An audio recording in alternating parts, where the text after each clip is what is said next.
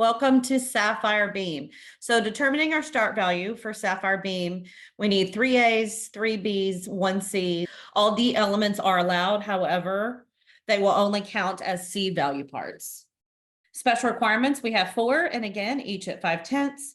Our bonus is the same as it is across the board for Sapphire. 9/6 start value with a maximum of 4/10. We can get that through difficulty and connection bonus. And all 4 may be achieved in one category or a combination of both. E's are restricted, and the restricted element 5/10 deduction will apply for that.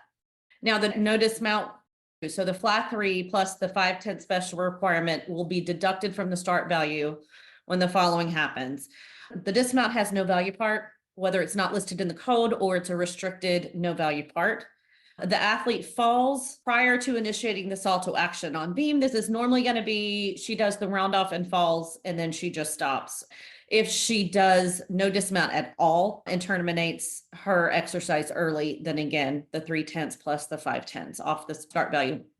The exceptions to this, where we would only take the 3/10, is going to be when the coach spots the dismount, again, no value part, 5/10 off the special requirements, 5/10 off for the spot. She does initiate the salto, but doesn't land on her feet. So she has no value part for the salto, 5/10 for the requirement, and 5/10 for the fall. Or the dismount was just not meeting the division criteria. She performs the dismount, but it doesn't meet the special requirement, then it would be just the 5/10 for the special requirement. Okay, our special requirements for beam: minimum full turn on 1 foot. She has to have a dance series and a leap or jump with a 180. That 180 may be in a series or isolated. She has to have an acro series with a minimum of 1 flight skill. Also, a minimum of 1 skill must pass through or achieve vertical. A minimum B dismount or an acro flight skill directly connected to an A salto aerial dismount. So she may have a cartwheel back full, which the back full would be your B, or a round off tuck, and the round off being your flight skill into an A salto dismount would fulfill that special requirement. Our special requirement clarifications: handstands within 10 degrees of vertical, they will receive value part, but we will take the 1/10 and amplitude deduction. However, that 1/10 and amplitude deduction for vertical skills will only apply to the value parts being used to fulfill the special requirements. If it's not being used to fulfill the special requirements, that 1/10 deduction is not going to be applied on every attempted handstand in the exercise. Special requirement will be awarded for any cross and side split leaps or jumps that are within 45 degrees of the specified split angle. And for this division, it is 180. If they are not quite there, then up to 2/10 insufficient split would be applied there. Our bonus, maximum 4/10. We are able to get this through difficulty bonus, which is our C and D's. All elements will receive the difficulty bonus 1 time. C elements are eligible for the 1/10, maximum 1 D element for bonus. The additional D elements are allowed, but they will not receive bonus. Your connection bonus, B plus B connection or higher, is eligible for your 1/10. Connection bonus applies to any inherently connectable skills, any combination of mounts, dance, acro, and dismounts.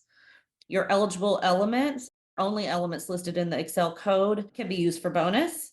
Only elements receiving value part credit would be used for bonus. Elements performed without a fall or spotting deduction will receive bonus. And remember, there are no composition deductions for Excel at any of the divisions. Okay, now throughout the exercise execution, I think these are where we can separate, especially when we don't have the composition deductions. Up to 2/10 insufficient variation in rhythm and tempo throughout. Up to 2/10 insufficient dynamics throughout. Up to 2/10 insufficient sureness of performance throughout the exercise. These are all the same as in Dev. The up to 3/10 relaxed or incorrect footwork on non-value parts throughout the exercise. Up to 3/10 incorrect body alignment, position, or posture in non-value parts throughout.